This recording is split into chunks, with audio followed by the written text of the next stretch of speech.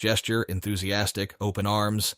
52 years of silence. 52 years without a single World Cup goal. And then, at Houston Stadium on June 17th, 2026, Yoane Wissa thumped a header into the roof of the net, and an entire nation erupted.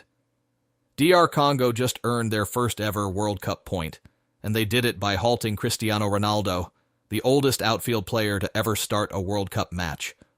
What in the world just happened? Welcome to SoccerVault. I'm breaking down everything from this stunning 1-1 draw between Portugal and DR Congo. If you think this was just a shock result, you haven't seen the half of it. Let's get into it. Let's set the scene.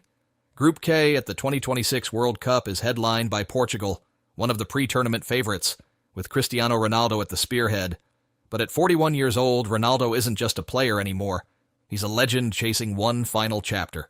He became the oldest outfield player in World Cup history just by stepping onto that Houston pitch. On the other side, DR Congo. They haven't played at a World Cup since 1974, when they were still called Zaire. 52 years. That's not just a long absence. That's longer than most of their squad has been alive. Their last World Cup appearance ended in a 9-0 hammering by Yugoslavia. But this squad came here with a plan. Organized, physical, dangerous on the counter. Coach Sebastian Desabre set his team up to frustrate Portugal, and it worked almost perfectly. Portugal were expected to run riot. Instead, they were made to look very, very human. Gesture, fist pump. Portugal started like the favorites they are. In just the 6th minute, Pedro Neto drifted down the left and whipped a gorgeous cross into the box. João Neves, 21 years old, flying in at the near post, rose brilliantly and headed it firmly past Lionel Mpassi. 1-0 to Portugal. The crowd roared. And here's what makes Neves' goal extra special. He immediately pointed to the sky and dedicated it to Diogo Jota, his national teammate, who was sidelined with injury this tournament. A goal and a tribute in the 6th minute. João Neves, at 21 years and 263 days old, became just the 3rd youngest Portuguese scorer at a World Cup, behind only Cristiano Ronaldo himself and Gonçalo Ramos. This kid is a star in the making. Gesture, point forward emphatically. With Portugal 1-0 up and full of confidence, you'd expect them to kick on, control the ball, create chances, maybe get a second before halftime. Instead, they let DR Congo breathe. And when you let DR Congo breathe, you pay the price. Gesture, shrug in disbelief. In the 45th minute +5, right at the death of the first half, the unthinkable happened. Arthur Masuaku took a short corner and whipped an absolutely pinpoint cross to the back post. And there was Yoane Wissa, unmarked, perfectly positioned, sending a thumping header into the roof of the net. The stadium went silent for a split second, and then the DR Congo fans absolutely detonated. Because this wasn't just an equalizer. This was the first goal DR Congo has ever scored at a FIFA World Cup. In 32 attempts across their only previous tournament appearance in 1974, they never once found the net. 52 years of World Cup drought ended in the 45th minute of their very first game back. Wissa sprinted to the touchline. His teammates mobbed him. And for a moment, the biggest story in Houston wasn't Cristiano Ronaldo. It was a striker making history for 100 million people back home. Gesture, count on fingers. You'd think Portugal would come out for the second half absolutely furious. And they did, for about 5 minutes.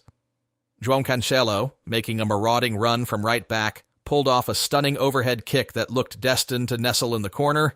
The stadium was on its feet. The linesman's flag went up. Offside. VAR confirmed it. Goal ruled out. That was the moment the match turned. Portugal tried to force it. Ronaldo held up the ball, linked play, flicked headers, but he couldn't get into the game the way he wanted. He had just 6 touches in the second half. 6. For the greatest player of his generation, in a World Cup opener, that is damning. DR Congo, to their enormous credit, did not sit back. They pressed. They frustrated. They created chances of their own. The expected goals numbers at full time told the real story. DR Congo, 0.82 expected goals against Portugal's 0.64. Think about that. Not only did they draw, they were arguably the better team by the numbers. Portugal had more possession, but created almost nothing. 7 shots all match. Fewer expected goals than the team everyone expected to be brushed aside. This was not a backs-to-the-wall defensive display. This was a proper football team, playing proper football. Gesture. lean forward, serious. Here's my hot take, and I know some of you are going to push back. Cristiano Ronaldo should not be Portugal's starting striker at this World Cup. I said it. He's 41. He had 6 touches in the second half. 6. His positioning, his link-up play, his movement. It is not what it was 3 years ago. This isn't an attack on the greatest player of his generation. This is a recognition of reality. Gonçalo Ramos scored at the last World Cup. Other Portuguese strikers are ready.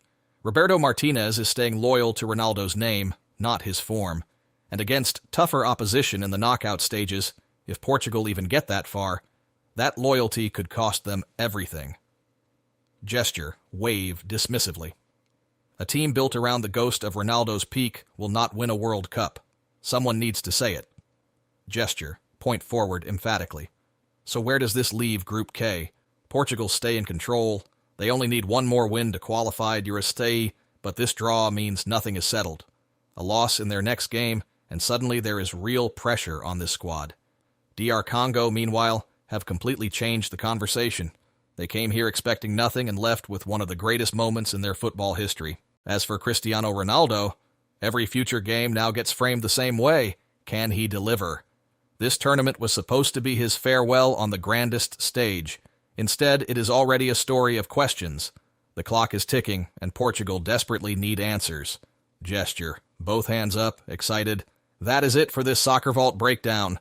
One of the most extraordinary opening matches of World Cup 2026, and we are just getting started. If you think DR Congo can make it out of the group stage, smash that like button and let me know in the comments below. Subscribe to SoccerVault for new videos every single day of the World Cup. I will see you in the next one. Don't miss it.